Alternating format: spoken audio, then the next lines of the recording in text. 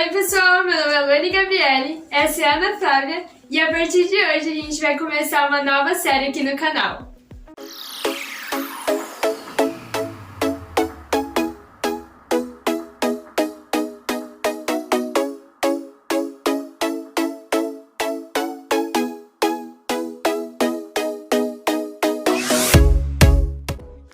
Bom, gente, e pra quem nunca viu essa pessoa linda aqui no meu canal, ela é minha amiga Ana Flávia. Oi. E fala a sua idade. Eu tenho 15 anos. Ela é um ano mais velha que eu, sim. No caso, ela vai fazer 16 esse ano.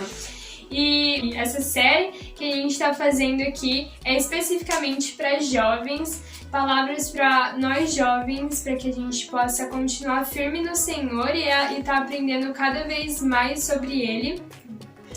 E a gente vai estar postando com o máximo de vídeos, né, que Deus ministrar com a gente sobre juventude. A gente vai estar postando aqui pra vocês e esperamos que vocês aprendam também junto conosco.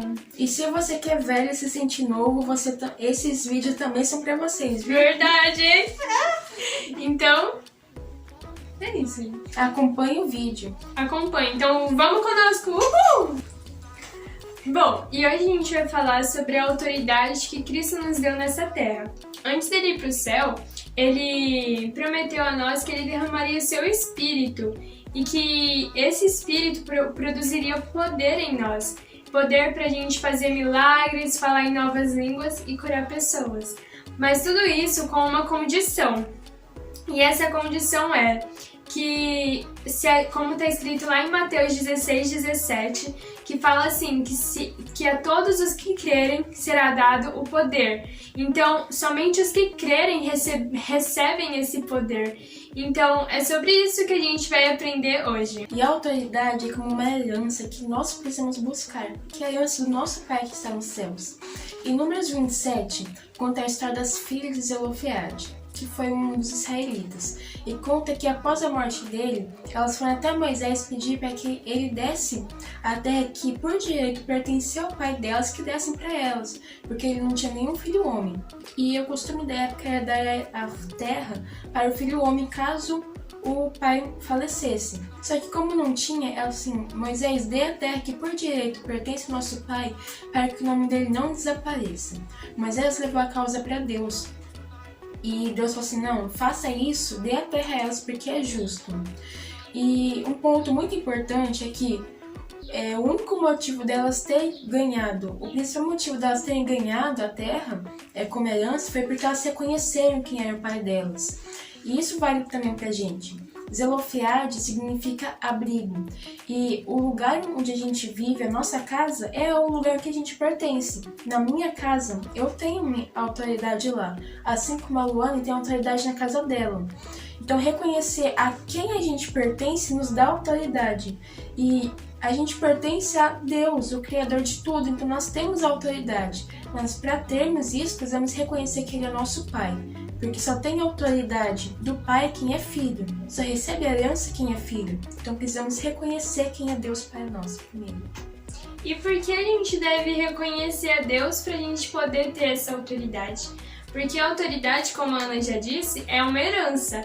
E Deus, Ele é o nosso Pai. Então como que pode alguém receber uma herança de um pai sem nem mesmo reconhecer que faz parte daquela família, entendem? Então, tipo assim, é preciso que a gente reconheça Deus como pai pra gente poder receber a herança dele pra nós. O segundo ponto muito importante é que o nome de cada uma das 5 filhas traz um aprendizado para nós, porque cada uma representa uma fase até conseguirmos a autoridade espiritual. A primeira filha, que no caso seria mais velha, se chama Maalá. Maalá significa do hebraico fraca ou doente. Antes da gente reconhecer quem é Deus, reconhecermos que nós somos filhos, nós somos fracos espiritualmente. E a pessoa que está fraca, facilmente ela cai, ela adoece muito rápido, ela fica muito desanimada. Então, fracos espiritualmente, acabamos aceitando as mentiras do inimigo, acabamos nos desanimando, esfriando espiritualmente. Então essa é a nossa condição antes de reconhecermos quem é Deus. A próxima filha é Noa. Noa significa alívio e repouso. E o que isso tem a ver conosco? Porque antes de reconhecermos, antes de aceitarmos Deus como nosso Pai, essa sensação de aflição, de ansiedade toma conta do nosso coração. Então, a partir do momento que a gente reconhece que a gente é filho e Deus, ele é Deus de paz. Então, ele não aceita que os filhos dele estejam preocupados com algo. Então, vem essa sensação de alívio, toda a preocupação vai embora, porque onde está o Espírito, o inimigo não está. Então, essa é a nossa situação após reconhecermos ele como Pai. A terceira filha. Como assim? Ogla. Tá continuando? Desde já. A terceira filha se chama Ogla, que significa, literalmente do hebraico, perdiz. Aquele passarinho bem pequenininho. Mas o que esse pássaro tem a ver com a nossa vida espiritual? Um passarinho, ele não é facilmente pego pelas pessoas, porque ele tem as asas, e essas asas fazem ele voar muito alto, e quanto mais alto um pássaro está, mais difícil é que nós conseguimos pegar ele, e mais difícil também de até os atiradores, os caçadores pegar ele, porque ele está muito alto. E quanto mais tempo a gente está na presença de Deus, quanto mais a gente busca, quanto mais alta a gente está voando na presença de Deus, ou também quanto mais profundo estamos na presença dele, nada pode nos deter. Nada pode nos deter, porque a palavra dele está nos fortalecendo e nos edificando. Essa terceira filha, como a Ana já explicou, é também essa renúncia, né? Porque muitas vezes é difícil. A gente tá com uma vontade de assistir um filme, por exemplo, só que a gente lembra que a gente ainda não leu a Bíblia naquele dia. Então a gente sabe que a gente vai ter que deixar de assistir aquele filme pra gente poder ler a Bíblia, que é o que Deus quer. Então isso é renúncia, e às vezes é muito difícil, mas quanto mais renúncia a gente faz por Deus, mais autoridade a gente vai ter. Depois vem a quarta filha, que se chama Milca. Milca significa no hebraico rainha ou governante. É nesse momento, depois de renúncia, depois de um período de busca, de oração, de jejum, de palavra, de tempo na presença de Deus, é só aí que recebemos a autoridade, porque é nesse momento que estamos estruturados para receber isso, estamos preparados. Porque não tem como dar a autoridade em um julgamento, dar uma autoridade para uma criança, da mesma forma que se dá para um juiz, porque o juiz ele está preparado, ele tem toda essa estrutura emocional e todo o conhecimento que precisa, uma criança não tem. Então é só a partir do momento que estamos preparados que vamos receber essa autoridade de Deus. E por fim, a última filha, que ela é muito importante, porque a última filha se chama Tirza. Tirza significa prazer, deleite no Senhor, prazer na vida. E por que é tão bom? Porque a pessoa que está nessa última fase, ela dificilmente vai se desviar. Por quê?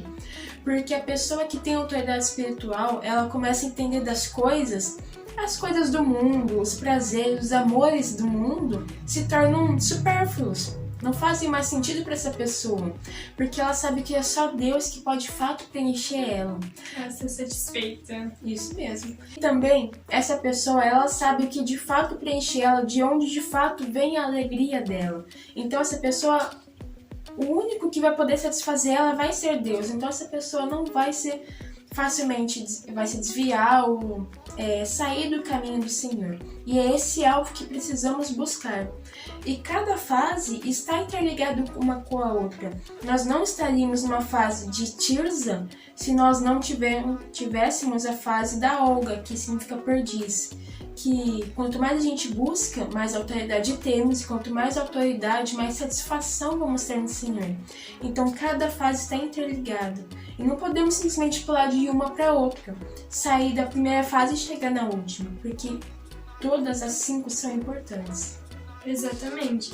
E além disso, as filhas de Zelofehad, elas poderiam muito bem As filhas de Zelofehad, elas poderiam muito bem ter medo ou acharem que ninguém as ouviria por elas serem mulheres, né? Porque naquele tempo as mulheres elas não tinham muita importância na sociedade.